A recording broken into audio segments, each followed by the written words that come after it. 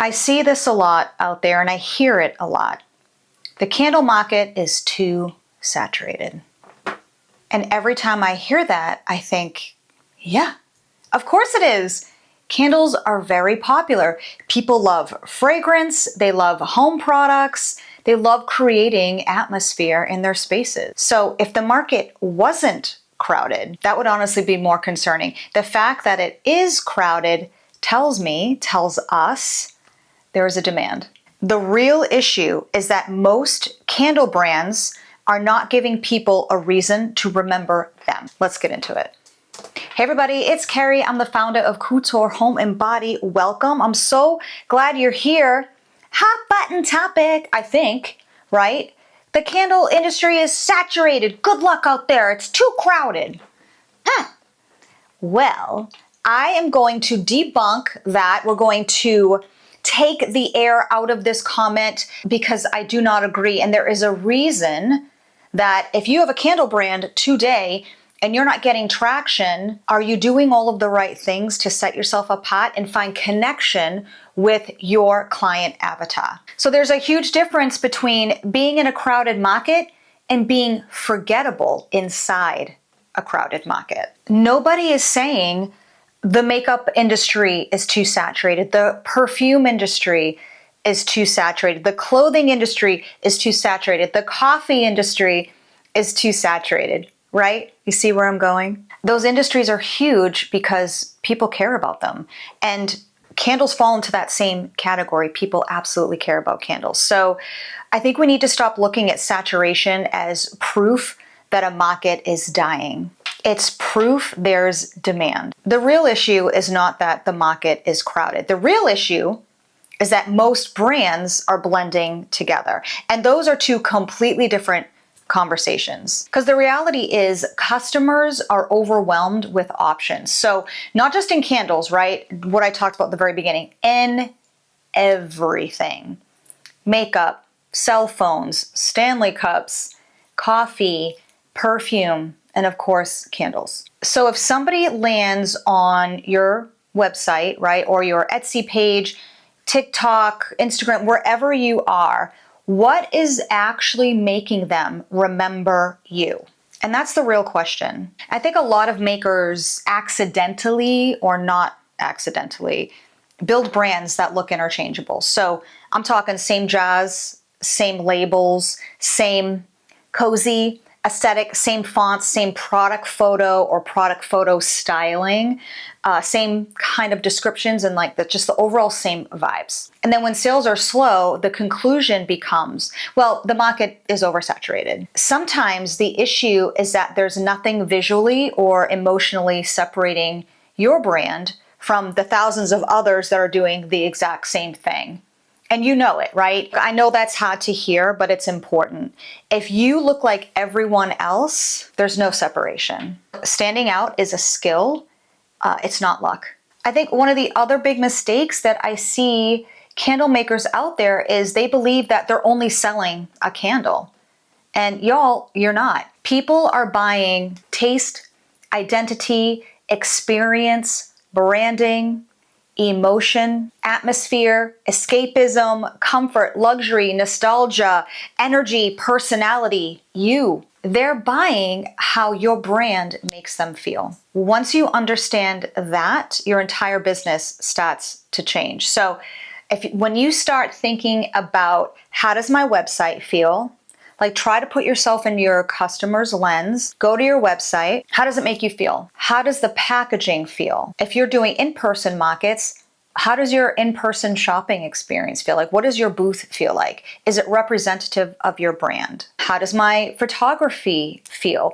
And I think it's important to say, for those of us that are using AI to help us with our background images or taking our product photos like our candles, our packaging, and getting assistance with an AI background, it's still the same whether or not you staged it yourself or you've given AI prompts. You still need to hit all of the beats. And it doesn't matter if it's AI or a real person. It's really what works for you in your business process. What emotions do your scent names create, right? What kind of story, what kind of journey, what kind of emotions, how are people connecting with the scents? And then what does my customer experience feel like? What does your customer experience feel like? So those things matter a lot. Customers can feel when a brand is intentional. Inversely, they also can feel when a brand looks rushed, incomplete, trend chasing, disconnected, or not fully realized. I think some makers overestimate how much the raw materials alone are going to differentiate their brand. So yes, buying unique fragrances matter, originality matters, blending matters. But having a great fragrance oil doesn't automatically create a memorable brand. Two companies can both have incredible scents and still create completely different experiences for the customer. So one brand could feel intentional and cohesive from like the second you land on their shop page, and another can just feel like products that are listed for sale. That difference is key. So when you get to your website or you get to your shop, what does it feel like? Do you just have products listed for sale? Or do you have an entire identity? This is why branding, presentation, photography, packaging, storytelling, and customer experience becomes so important in a crowded, oversaturated market. Customers are interacting with the entire experience around your products, your candle, your room spray, your wax melts, right? They're not just smelling the fragrance. And people remember experiences, not just products. So let's talk about something I call the shortcut problem. I also think a lot of people are looking for shortcuts because it's a balancing act, right? Full-time job, still trying to create, test, build, website, Etsy, whatever it is. I get it. People want the perfect wax, and all of our experiences are different. What I think is a great wax, you may absolutely hate. They want the perfect wick, the perfect fragrance oil. What sells for me may not sell for you. If you're using single oils, right, the perfect recipe, it does not exist. We're making a little science experiment every single time, right? We have this little combustion engine that we're hoping smells great and looks good, but recipes are so varied. And I have a video coming very soon about copying someone else's recipe and why it simply never works. People are also looking for the perfect SEO strategy, the perfect viral video. They want one thing that will suddenly make the business work. Like, what's the one thing that's gonna click? Like, I've had my online store for 6 months or a year and I've had one sale. Standing out isn't usually one giant thing or any of these things that I just listed. It's the accumulation of dozens of intentional decisions stacked on top of each other over time. It's consistency. It's improving your product photos. And I'll give a quick example. If you go to your website, right, is everything cohesive? Are all of your product photos the same size? Or do you have a candle that's this big in the picture and another one that's this big, but they're both a 10-ounce jar? Are all of them a little bit tilted? This was my issue at the very beginning. I cannot cut straight. I can't draw straight. I can't do anything straight. I'm a little crooked already. So I'm already starting behind the 8 ball, but all of my pictures, when I took pictures of my products, were a little bit crooked or a little bit angled. And so it was like, oh my God. Templatize your photo so that when you come on to your page, it looks like it lives and sits in the scene, and they should all be the same size and they're not crooked. And you can fix that in Canva. Super easy. But I think the improvement in product photos goes a huge, huge way, like a long, long way. Improving your packaging. I've talked about this before. You don't have to pay for fancy custom packaging. You can buy a box off the shelf and just get some sexy labels. And it might be more cost effective to do it that way until you grow more and you land on, okay, this is the design of the packaging that I want for my products. Improving your storytelling. I will say there is a happy medium here. I go into a lot of different websites and I'm looking, and the story is it's a huge block of text. No one's going to read that. No one wants to read that. So how are you getting the story and the emotion across in a succinct way? I'm not saying don't have a full story, but you've got to find a way to tell it in a very succinct way. I'm like overwhelmed, like the block of text. And then also, I don't even know what size the candle is, and your pictures are blurry when I blow them up. So how do I know what I'm getting? These details matter. If there's any question that your customers have, they're going to leave. They are not going to purchase. These are things to think about when improving your product photos. Improving your customer experience, I think it's a great opportunity when you're doing in-person events, especially. You're getting feedback from everywhere, and it's not always explicit or verbal. It's just by how people are shopping and the kinds of maybe questions they're asking. How can I, how can I improve that customer experience? All of these things combined are what builds brands that people remember and, more importantly, come back to. That part takes longer than I think people want it to or have the patience to. It's not quick. And once you establish like your baseline, you'll come back in a year and you'll rejudge, retweak, improve. And that is not a bad thing. I think it's always great to take a fresh look at everything you're doing. We just did that recently at Couture.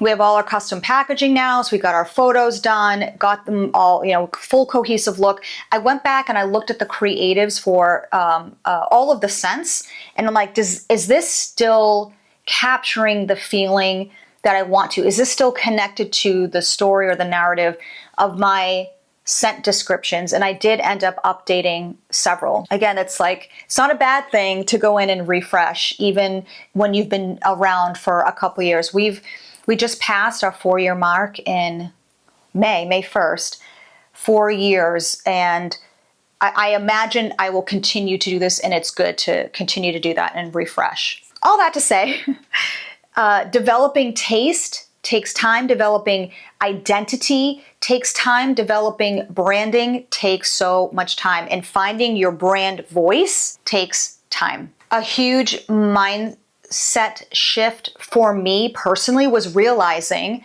I'm not just making candles. Even with my background in branding and customer experience, production and development, I wasn't hitting the mark because I was too focused on everything else. And making, because that's the fun part, right? We all love to make. That's why we're doing this. But once I focused on my own, I'm building a brand experience, it changed everything for me. It changed how I approached fragrances, how I approached my blending. It changed how I approached the visuals, my packaging, my photography. And again, I don't do staging like some of y'all out there who are amazing at that. Mad props to you. Just taking good product photos and then, putting it on a background that makes sense. Marketing, I still struggle with it, you guys. I feel like my emails are fantastic, but I just struggle with the marketing piece. You can have a great email, but you want people to be clicking and buying, right? My booth setup, which we just finalized a new booth setup again after this past weekend's market. So for my market in July, I'm so excited to do it. I'm so excited to get it set, and I'll share that later. Product naming, website design, all of these things, because I stopped asking, how do I sell my candles? How do I sell my room sprays, my soap, my products, right? And I started asking, how do I make people feel when they interact with my brand? And that is a completely different mindset. So that shift, all of these things, is what separates brands that blend into the market from brands people become emotionally attached to. So yes, the candle market is crowded. Good. That means customers already exist. The demand already exists. People already love candles. We don't need to sell them on that. We need to sell them on us, our brand. You do not need to convince the world to care about candles. You need to give people a reason to care about your brand. That's the difference maker. Because crowded markets do not kill strong brands. Being forgettable does. The brands that survive long term are usually the ones willing to develop a real identity instead of blending into whatever is popular. Oh, I love the way this person has their ambajaz. I'm going to copy that. I love the font. I love the label design. I'm just going to put my own stuff on it. Same. What are you doing that is different? Black jars. We have a black jar. What are we doing that's different? We have our logo emblazoned on it. We have it gold plated inside. You know, I think that's just the part of it. And if people already like that aesthetic, okay, they're willing. Tell me more. Let me see more. What is setting your brand apart that gets people to go, oh, tell me more. I want to know more. All right, y'all. I felt like this was really important to say because it's not a bad thing. And I feel like it's very archaic now for people to just keep repeating, the candle market is oversaturated. I'm closing down my doors. Okay. That says more about you and your brand than anything else. So yes, the candle market is oversaturated. And we are so grateful for that, right? If you are struggling with your business and you want some help, I got you. I have one-on-one performance and formulation consults. They are 60 minutes. I will leave the link down below. If you'd like some help, you can book a video coaching session with me. I also do candle performance diagnostic as well. If you are ready or think you're ready to launch, I can evaluate your candles, your branding, like everything top to bottom with your packaging, etc. I'll have all that linked below, but the end of the day, I hope you have a different response or a different answer next time you see someone post or say, oh, don't get into candles, it's oversaturated. Good. Until the next one, you guys, I'll see you then. Bye.